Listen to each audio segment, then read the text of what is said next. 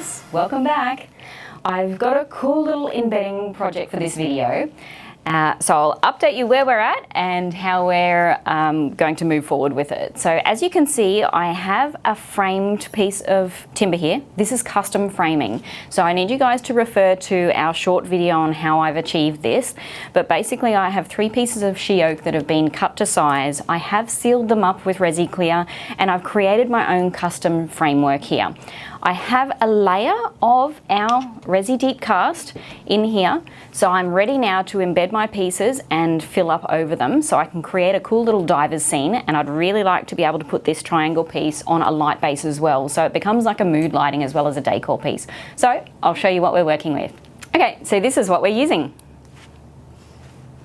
Okay, so now I'll show you how I'm going to embed my little pieces before we fill over the top. I have pre-mixed a portion of our deep cast up. Shelf life on this one's up to 2 hours, so I'm happy with letting this sit here while I pop my pieces in position, and then we're ready to pour over the top of it. But if you need any measuring and mixing details, please refer to our video in the link below. Okay, so instead of just keeping it a clear pour and having my timber as a feature, I decided to put in a couple of little divers. Now, these are just 3D resin printed little divers, so there's a cute amount of detail. And I have actually used our epoxy, our Resi Clear, with a little bit of our scarlet red, peach pink, and our juicy pink glitter in there.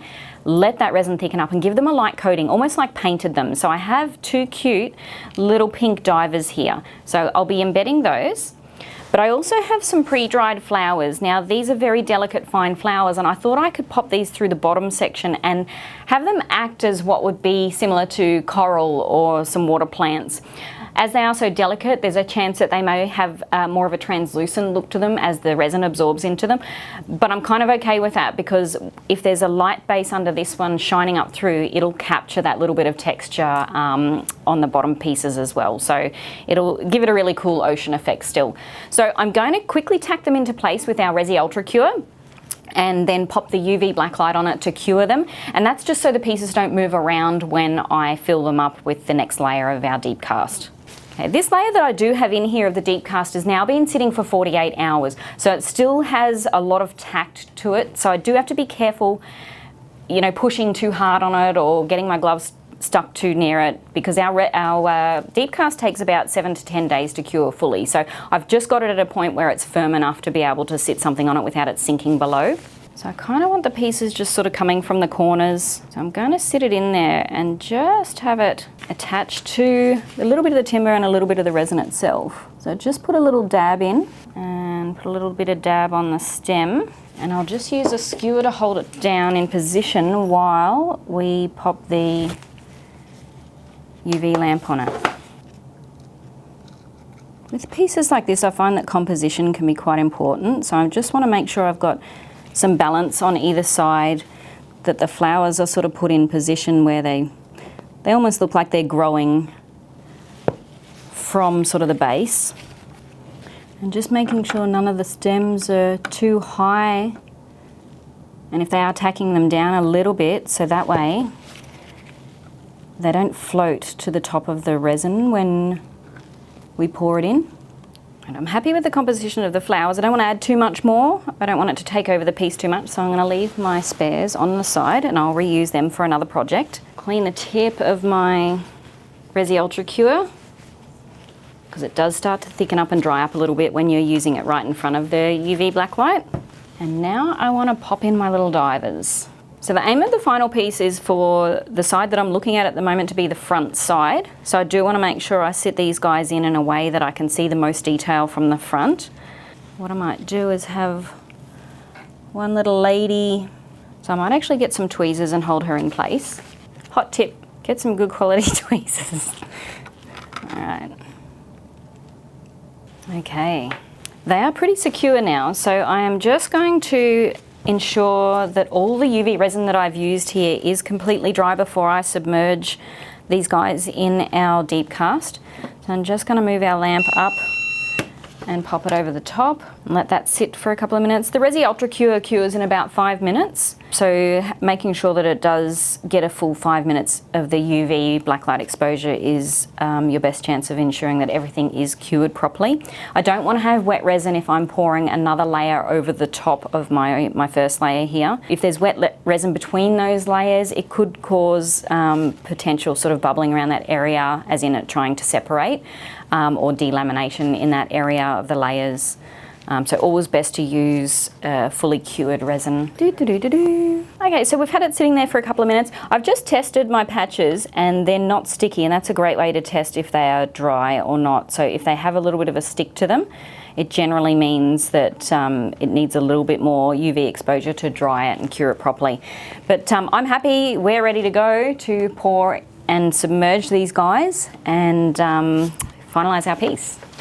As I mentioned before, we've got our pre-mixed batch of our Resi Deep Cast here. So I'm going to gently pour in. I'm just going to layer in from the side of my timber, just slowly. I don't want to introduce too many bubbles. The bubble release on the Deep Cast is amazing. To me, there's nothing like it on the market. Generally, my bubbles will only be from trapped under organics or things that I'm embedding, or it is seeped out of an unsealed organic like timber. However, if it's just poured in and there's no option for bubbles to come from anywhere else, the bubbles come straight out of the mixture and you have like a super clear glass-like pour. I'm actually kind of looking forward to these flowers going a little bit translucent because they have this really cool veining texture to the petal, and I think it'll give it a really cool look. This looks so cool. With the Deep Cast, you get a slight amount of shrinkage, so I'm perfectly happy just going over the height of my timber here. I will have to do some work to it once it's cured anyway. I do need to make sure that I've sanded the top level and apply a flood coat to have that really professional shiny gloss finish.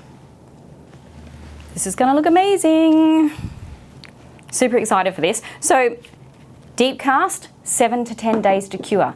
So I am leaving this here. I am not moving it. I'm not touching it. I don't need to spray it with anything. In fact, I avoid spraying it with our isopropyl to pop bubbles because I basically need to ensure that my Deep Cast cures the way it's meant to. And I find that with the addition of like the solvent like your isopropyl, it actually tends to pucker the surface a little bit. So I avoid using it altogether. If I have any stubborn bubbles, say if I haven't sealed my timber properly and something keeps coming out and as it's thickening up, I need to remove it, I do use a heat gun or a blowtorch to remove those. So we're going to let it cure and we're going to revisit it when I've finalised this piece. Okay guys, we've let our Deep Cast pink diver piece sit for about 10 days now. I'm going to demould it and then I'll be taking it away to sand it and do the final finishes on it. So we'll get that demoulded and see what it looks like so far. I did have a fair bit of spillage, which I kind of expected because I went just above where the mould was sort of sealed in, so it's leaked out just from the top sides where I hadn't sealed it in properly. But it was no loss, we still have full depth to our piece. Ooh, so cool. I'll be breaking these excess pieces off, which will come off relatively easily, but it is come out really cool looking. Like I love the clarity in this piece. It looks frosted because it's taken on that texture from the backing board, but that's where the processing afterwards helps. So I'll be giving it a light sand and I'll be flood coating both back and front sides of that, so that way we've got a really crystal clear piece. At the moment I can see that there's like literally no bubbles around the piece that we've put in there and everything like that. There's a couple that are really fine that are on the seal up layer on the backside, so they may actually get sanded out. But aside from that, it looks really good. I'll be able to peel these plastic sides off as well. Some of it is attached into this bottom layer. I will see if I can try tap some of it off. So that way I can peel this off a little bit easier. But yeah, it's literally a matter of just peeling off these plastic sides. If I can get a grip of it. Probably why it's best to do this in a workshop at home, kids. So standing stages are next before we have our final end results, but so far looking so good. So if you do have any questions about this deep cast process or embedding anything or anything that you might have seen here, please leave them in the comments below. Also, if you haven't subscribed already, make sure you do and like this video. And guys, we'll see you next time.